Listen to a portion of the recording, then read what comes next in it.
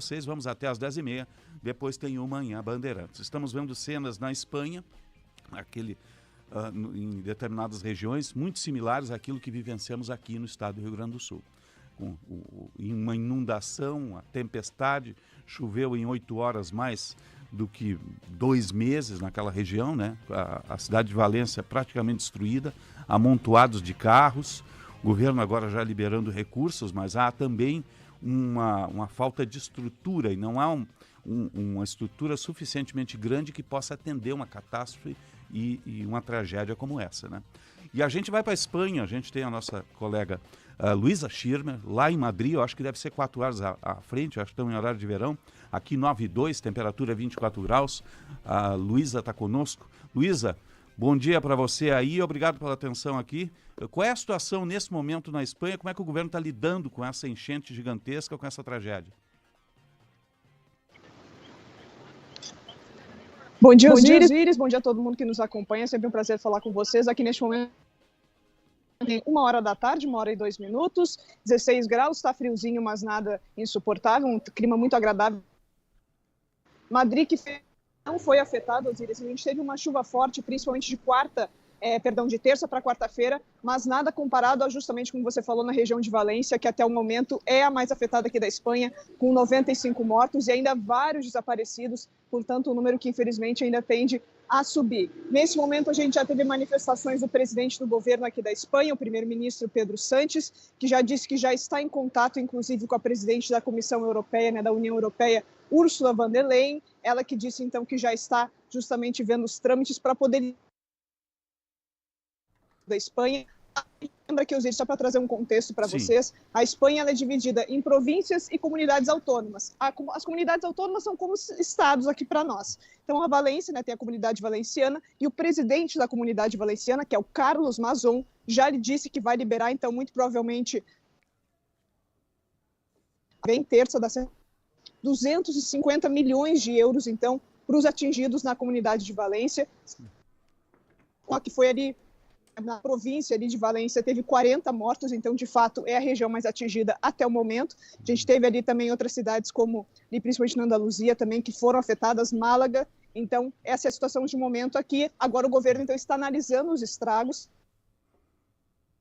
alguns pontos que estão com alertas vermelhos, né, de cuidado, principalmente na região de Castellón, que também fica na província de Valência, mas essa ajuda de 250 milhões de euros anunciada pelo governo, eles vai ser mais ou menos 6 mil euros para cada atingido, então, por essa enchente, que aqui eles estão chamando de Dana, né, que é um nome do fenômeno aqui que acontece quando a água sobe, né, a vapor quente, e se encontra, então, com um ar frio, e aí acaba causando toda esteve aqui, então começa as análises dos trâmites aqui, Osíris, para vir essa ajuda aqui, principalmente para a comunidade de Valência. Tá certo. A Luísa está num ponto público, gerando imagem e áudio nesse momento. Canal Rádio Bandeirantes Poa, você acompanha as imagens de Madrid no nosso canal do YouTube. Agora, Luísa, houve um alerta prévio? Foi montado algum esquema preventivo antes ou foi de supetão? Não, Osíris, aqui o que acontece? Eles têm um sistema de alerta parecido com a nossa defesa civil, só que funciona nas enchentes na Espanha. A gente teve uma em 1983 na cidade de Vizcaya também, gerou aí quase 1 bilhão de prejuízo. A gente ainda também está analisando agora a quantia, né, o custo desses prejuízos que agora estão sendo analisados, mas houve então um alerta, principalmente para o pessoal da comunidade de Valência, um alerta que vem via telefone. Sim. Mas de fato antes, parece que algumas horas antes, mas não com a intensidade que deveria ter sido mandado. A gente tem alguma situação aqui também, Osíris, parecida com o Brasil, por exemplo, o Eduardo Leite e o Lula, né, que são aí de governos, de ideologias opositoras. Aqui também, por exemplo, o presidente da comunidade de Valência é do partido PP, o Partido Popular, que é de direita, e o presidente do governo da Espanha, o PSOE, que é o Partido Socialista mais da esquerda. Então agora fica um passando a responsabilidade para outro, mas agora sim, então, de fato, que começa realmente a ser analisado todo esse trabalho de quem tem mais responsabilidade. Claro, que foi que alastrou, então, sobre toda a Valência, foi de fato, né, o fenômeno meteorológico que foi tempo com que esse alerta deveria ter sido emitido, mas as pessoas receberam, sim, de fato, um alerta telefônico. Sim. Pessoal que... A gente tem teve alguns cortes, né? Mas ela está ouvindo, eu acho. Está me ouvindo, Luísa? Estou ouvindo, Osiris, agora estou ouvindo. O Macalossi e o Sérgio estão conosco aqui, tem perguntas para você também. Bom dia, Luísa. Prazer falar contigo de novo. Bom dia. Luísa, eu estava olhando aqui o site do El País, segundo informações em relação a isso que você mencionou, o sistema de alertas dele, é aquele tipo de sistema de alerta que dispara mensagens para os celulares. Entretanto, o sistema S-Alert acabou dando a informação com algumas horas de delay, segundo o El País, 8 horas entre o início da chuva e o ápice.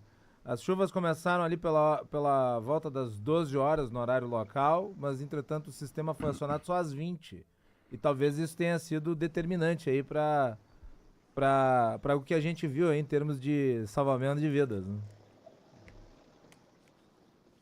Sem dúvida, Macalossi, até porque uma das cenas mais chocantes aqui que circulou por todas as redes aí do El País, também do 20 Minutos, da cadena SER, que é a rádio aqui também,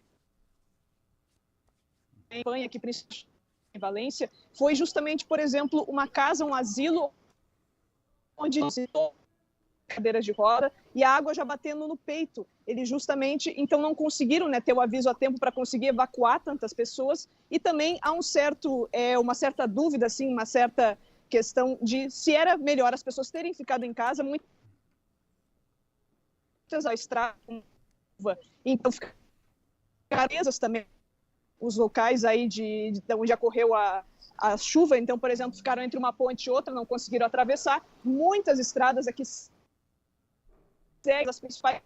Lembrar, o trem de alta velocidade entre Madrid e Valência, só no máximo aí para voltar. Então, de fato, esse sistema aí de alertas, essas 8 horas fizeram muita diferença, porque muitas pessoas aí não conseguiram ouvir, né, ou ter acesso à informação antes e acabaram.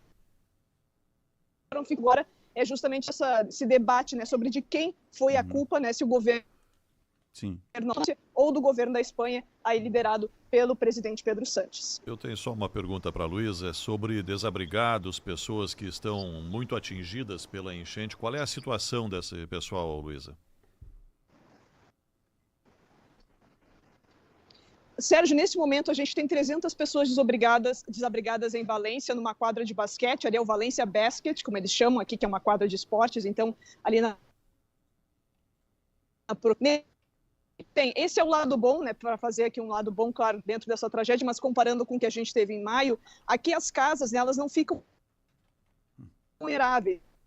Gente que precisou sair de casa e a maioria já conseguiu voltar para casa, já está trabalhando, inclusive, na limpeza agora dos lares, ao contrário do que a gente viu aí no Rio Grande do Sul, infelizmente, regiões ou que nem conseguiram voltar, foram completamente destruídas. Nesse ponto aqui não, a maioria já conseguiu voltar, então nesse momento a gente tem mais ou menos essa cifra de 300.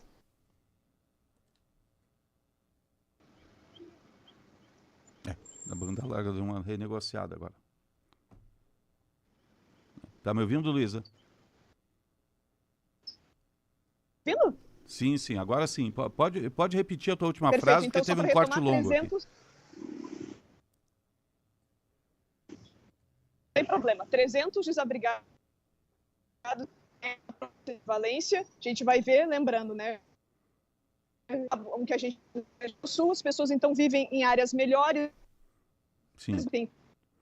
Não chegou a ser uma coisa tão preocupante, e aí então as pessoas então já vão para casa, que seguem nesse abrigo ali, nesse ginásio em Valência, nesse momento. Tá certo. Luísa, obrigado pelas informações aí, até um próximo contato. A Luísa falando de Madrid, bom trabalho, bom dia, até um próximo contato, Luísa, tá? Até mais, pessoal, um abraço. Um abraço. 9h11, a gente teve alguns cortes aí em função da banda larga, que está também com dificuldade, né? Mas deu para entender todo o contexto, o conteúdo, os 6 mil euros para cada habitante afetado, né? Que o governo já deliberou, essa coisa também dos governos de ideologias opostas, né? E todo o contexto que passa a Espanha neste momento, principalmente a comunidade valenciana, que é a mais atingida por esta enchente, com imagens muito similares, muito tristes, muito similares ao que a gente viveu aqui em maio, né, na nossa enchente, né? Embora eles tenham menos desabrigados que nós nesse momento, e eles já tinham uma estrutura de alertas, né, que conseguiu despachar o alerta um tempo consideravelmente antes, de forma que as pessoas conseguiram sair das residências, né, em tempo hábil. E agora vamos iniciar o processo de reconstrução, né? Embora as áreas são muito afetadas ainda. Bom dia, Sérgio. Bom dia, Macalossi. Bom dia. Começando direto pela Luísa, porque claro. o jornalismo é assim mesmo. Né? Primeira notícia, a enchente não tem ideologia. Né? É verdade. O clima não tem Tragédia ideologia. climática. O planeta mudou, isso mostra bem a gente. Nós tínhamos aqui, tínhamos lá agora, e daqui a pouco vai ter em outro lugar. Exatamente. Né? E as soluções têm que vir do mundo científico e não de ideologia política. Sim, a ideologia política não tem nenhuma relevância nesse momento. A Terra não é plana. Exato, não é plana. E não adianta querer que seja por aqui ou por ali, tem que ter uma solução científica, a gente está vendo isso. Foi Rio Grande do Sul em maio, a nossa tragédia aqui, Alemanha, China, Itália, agora Espanha.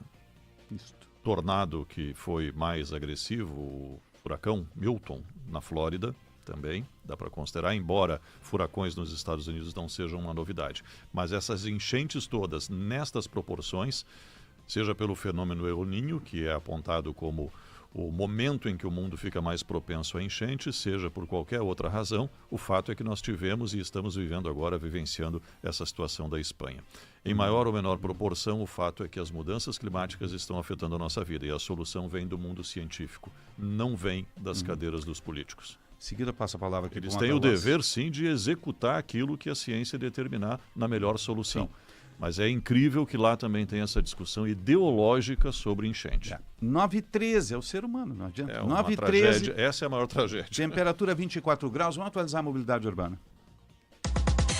Trânsito.